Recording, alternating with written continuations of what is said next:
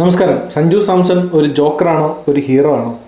ശരിക്കും പറഞ്ഞാൽ സഞ്ജു സാംസൺ ഒരു ഹീറോ തന്നെയാണ്. പക്ഷേ സഞ്ജു സാംസണെ ഒരു ജോക്കറാക്കുന്നത് ഇവിടുത്തെ മീഡിയാസും അല്ലെങ്കിൽ ടോക്സിക് ഫാൻസും എല്ലാവരും ചേർന്നിട്ടാണ്.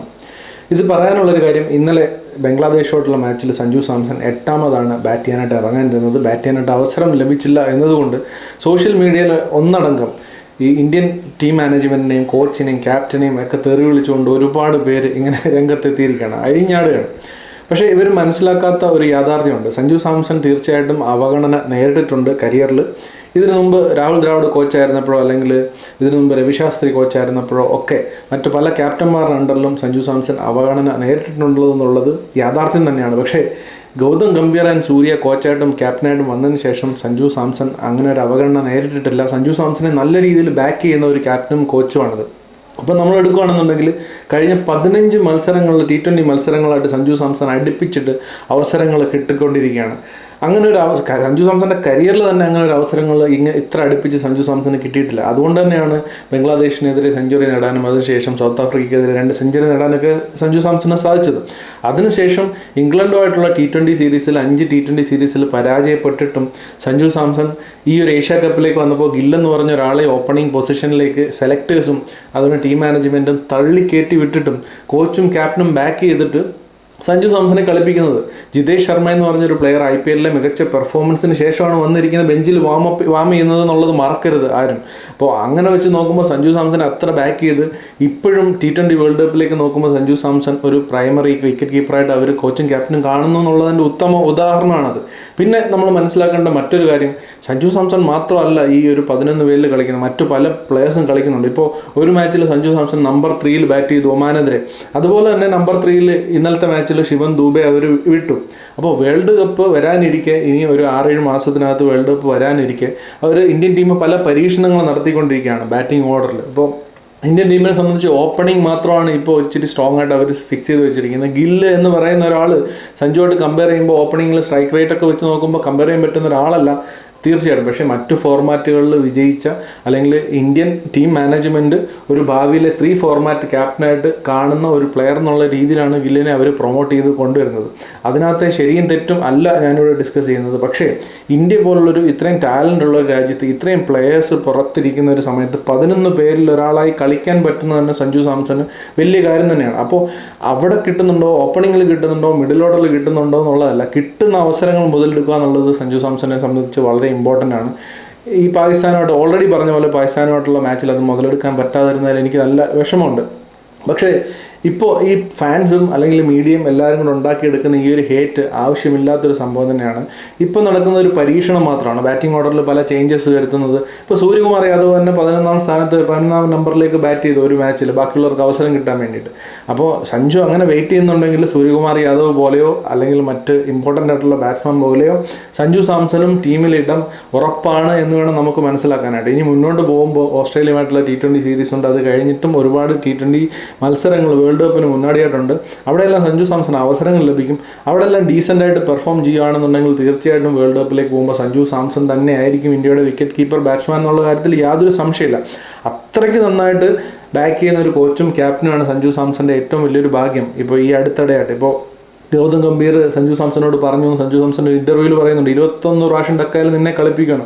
അതുപോലെ തന്നെ സൂര്യ സഞ്ജു സാംസനെ വിളിച്ച് നേരിട്ട് പറഞ്ഞു, നിനക്ക് അടുപ്പിച്ച് മത്സരങ്ങൾ കിട്ടും, നിന്നെ പുറത്താക്കില്ല എന്നുള്ളൊരു ഉറപ്പ് ഈ ക്യാപ്റ്റനും കോച്ചും സഞ്ജു സാംസണ് കൊടുത്തു എന്ന് പറയുന്നത്. അപ്പോൾ അങ്ങനെ അത്ര സപ്പോർട്ടീവായിട്ട് നിൽക്കുന്ന ഒരു ക്യാപ്റ്റനെയും കോച്ചിനെയാണ് ഇപ്പോൾ ആരാധകരടക്കം തെറി വിളിച്ചുകൊണ്ടിരിക്കുന്നത്. അവർക്ക് മറ്റ് പ്ലേയേഴ്സിനെ പരീക്ഷിക്കാനുണ്ട്, മറ്റ് സ്ട്രാറ്റജീസ് ട്രൈ ചെയ്യാനുണ്ട്. ഇന്ത്യ എന്ന് പറയുന്ന ഒരു ടീമാണ്, സഞ്ജു സാംസണ് വേണ്ടി മാത്രമല്ല ഇന്ത്യൻ ടീം കളിക്കുന്നത്.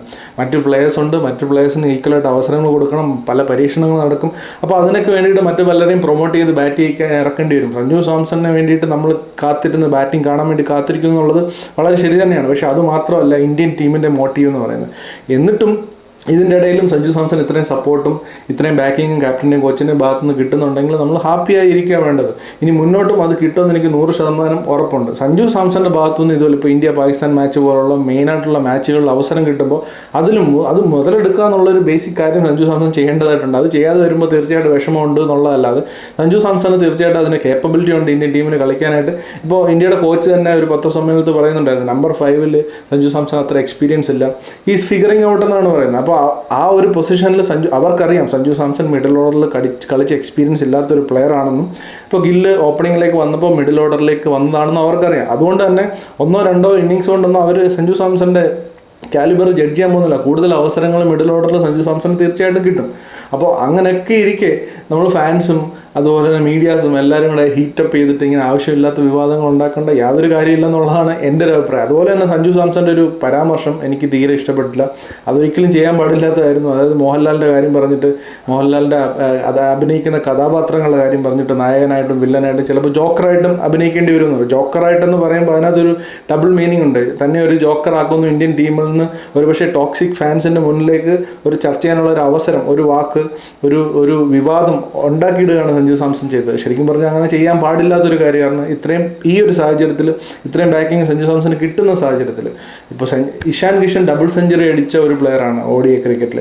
അതുപോലെ തന്നെ T20 ക്രിക്കറ്റിൽ പാകിസ്ഥാനെതിരെ നന്നായിട്ട് പെർഫോം ചെയ്ത് വെച്ചൊരു പ്ലെയറാണ്. ഇപ്പോൾ അതുപോലെ തന്നെ ഒരുപാട് പ്ലേയേഴ്സ് പുറത്തിരിക്കും, അങ്ങനെയുള്ള ആൾക്കാർ വരെ പുറത്തിരിക്കുന്നുണ്ട് ഇന്ത്യൻ ടീമിൽ. ഇപ്പോൾ ജിതേഷ് ശർമ്മ IPL മികച്ച പെർഫോമൻസ് മിഡിൽ ഓർഡറിൽ നല്ല ആസ് എ ഫിനിഷർ നന്നായിട്ട് പെർഫോം ചെയ്തിട്ട് വന്നിട്ടാണ് ബെഞ്ചിൽ വാം ചെയ്യുന്നത്. അപ്പോൾ അങ്ങനെ ഒരുപാട് പേര്, ഇപ്പോൾ അതുപോലെ തന്നെ ജയ്സ്വാൾ എന്ത് തെറ്റാണ് ചെയ്തത്? ജയ്സ്വാൾ ടീമിൽ പോലും ഇടം പിടിച്ചിട്ടില്ല. അങ്ങനെ ഒരുപാട് ശ്രേയസ് അയ്യരൊക്കെ ഇപ്പോൾ ചാമ്പ്യൻസ് ട്രോഫിയിൽ നോക്കുകയാണെന്നുണ്ടെങ്കിൽ ഇന്ത്യക്ക് വേണ്ടി ഏറ്റവും നന്നായിട്ട് പെർഫോം ചെയ്ത പ്ലെയറാണ്. അങ്ങനെയുള്ള പ്ലേയേഴ്സ് വരെ ടീമിൽ ഇടം പിടിക്കാതിരിക്കുമ്പോൾ, ടീമിൽ ഇടം പിടിക്കുകയും കളിക്കാൻ അവസരം കിട്ടുകയും ചെയ്യുമ്പോൾ, കോച്ചും ക്യാപ്റ്റനും ഇത്രയും ബാക്ക് ചെയ്യുകയും ചെയ്യുമ്പോൾ അതിലും പരാതി മാത്രം കണ്ടെത്തുന്നത് വളരെ മോശം ആറ്റിറ്റ്യൂഡാണ്. കിട്ടുന്ന അവസരങ്ങൾ മാക്സിമം യൂട്ടിലൈസ് ചെയ്യുക, ടീമിന് വേണ്ടിയിട്ട് കോൺട്രിബ്യൂട്ട് ചെയ്യുക. അത് പറച്ചിൽ മാത്രമല്ല, അത് പ്രവൃത്തിയിലും കൂടെ അത് കൊണ്ടുവരിക എന്നുള്ളതേ ഉള്ളൂ. സഞ്ജു ഇന്ന് വരെ ഇപ്പോൾ ബൈലാറ്റർ സീരീസിലൊക്കെ ഇപ്പോൾ സെഞ്ചുറി എന്നൊക്കെ പറഞ്ഞാൽ ബംഗ്ലാദേശോട്ട് അടിച്ചു, സൗത്ത് ആഫ്രിക്കയായിട്ട് അടിച്ചു എന്നൊക്കെ ഉള്ളത് ശരിയാണ്. പക്ഷേ ഇങ്ങനെയുള്ള ആദ്യമായിട്ട് സഞ്ജു ഒരു ടൂർണമെൻറ്റിൽ ഇന്ത്യയുടെ വിക്കറ്റ് കീപ്പറായിട്ട് കളിക്കുന്നത് അതും ശരിയാണ്. പക്ഷേ ടൈറ്റ് മാച്ചുകളിൽ പ്രഷർ സിറ്റുവേഷനിൽ ഒരു സഞ്ജുവിൻ്റെ ഇന്നിങ്സ് നമുക്ക് ഓർത്തെടുക്കാനൊന്നുമില്ല. ഇപ്പോൾ സഞ്ജു ചെയ്യേണ്ടത് ഇനിയുള്ള, ഇപ്പോൾ ഓസ്ട്രേലിയയിലേക്ക് പോകുന്നുണ്ട്, അല്ലെങ്കിൽ ഏഷ്യ കപ്പിൽ ഇനി വരുന്ന മാച്ചിൽ ഫൈനലിൽ തന്നെ ഒരു അവസരം കയ്യിലേക്ക് വന്നേക്കാം. ആ മാച്ചിലെ പ്രഷർ സിറ്റുവേഷനിൽ ഒരു മാച്ച് ടീമിന് വേണ്ടി അടിച്ച് ജയിപ്പിച്ചാൽ അതിനപ്പുറം സഞ്ജുവിന് ആ ഒരു സ്ഥാനം, ഇന്ത്യൻ ടീമിലെ സ്ഥാനം ഊട്ടി ഉറപ്പിക്കാൻ വേറെ ഒന്നും വേണ്ട. സഞ്ജു ഇനി ചെയ്യേണ്ടത് ഒരു പ്രഷർ മാച്ചിൽ അടിച്ച് ജയിപ്പിക്കുക, ഇന്ത്യൻ ടീമിൻ്റെ ഒരു രക്ഷകനായിട്ട് അവതരിക്കുക ഒരു മാച്ചിൽ. അതിനുള്ള അവസരങ്ങൾ കിട്ടുമ്പോൾ അതിനെ 2 കൈ കൊണ്ടും സ്വീകരിച്ച് അത് മാക്സിമൈസ് ചെയ്യുക. ഇങ്ങനെയൊക്കെയുള്ള കാര്യങ്ങൾ മാത്രം സഞ്ജു ചെയ്താൽ മതി. അങ്ങനെ ചെയ്യുകയാണെങ്കിൽ തന്നെ സഞ്ജു തീർച്ചയായിട്ടും T20 വേൾഡ് കപ്പ് കളിക്കും എന്നുള്ളതാണ് യാഥാർത്ഥ്യം. അതിനപ്പുറത്തേക്കുള്ള ഈ മാധ്യമങ്ങളുടെ ഈ എരികയറ്റലും ഈ ആവശ്യമില്ലാത്ത സെൻറ്റിമെൻറ്റ്സ് കുത്തിക്കയറ്റലും മലയാളി സെൻറ്റിമെൻറ്റ്സും എന്ന് വേണ്ട ഇതെല്ലാം അനാവശ്യമായിട്ടുള്ള കാര്യങ്ങൾ തന്നെയാണ്. സഞ്ജുവിന് അവസരങ്ങൾ ഈ കരിയറിലുടനീളം കിട്ടാത്ത അവസരങ്ങളാണ് ഇപ്പോൾ കിട്ടിക്കൊണ്ടിരിക്കുന്നത്. സഞ്ജുവിനത് മുതലാക്കാനായിട്ട് സാധിക്കട്ടെ. നമ്മളതിന് സപ്പോർട്ട് ചെയ്ത് കൊടുക്കുക. സഞ്ജു നന്നായിട്ട് കളിക്കാൻ ആഗ്രഹിക്കുന്ന ഒരാൾ തന്നെയാണ് ഞാൻ. പക്ഷേ ഈ ആവശ്യമില്ലാത്ത സെൻറ്റിമെൻറ്റ്സും ആവശ്യമില്ലാത്ത ഇരവാദവും പറയുന്നത്, അത് സഞ്ജു പറഞ്ഞാലും സഞ്ജുവിൻ്റെ ടോക്സിക് ആരാധകർ പറഞ്ഞാലും മാധ്യമങ്ങൾ പറഞ്ഞാലും അത് കേട്ടോണ്ടിരിക്കാനും അതിനെ അപ്പടിയെ അത് ശരിയാണെന്ന് സമ്മതിക്കാനും ബുദ്ധിമുട്ടുണ്ട്. അതുകൊണ്ട് മാത്രമാണ് ഈ വീഡിയോ ചെയ്യുന്നത്. അപ്പോൾ നിങ്ങൾ തീർച്ചയായിട്ടും നിങ്ങളുടെ അഭിപ്രായങ്ങൾ കമൻറ്റ് ബോക്സിൽ പങ്കുവെക്കുക. അപ്പോൾ മറ്റൊരു ക്രിക്കറ്റ് റിലേറ്റഡ് ആയിട്ടുള്ള വീഡിയോയിൽ കാണുന്നതിന് വരെ ബൈ.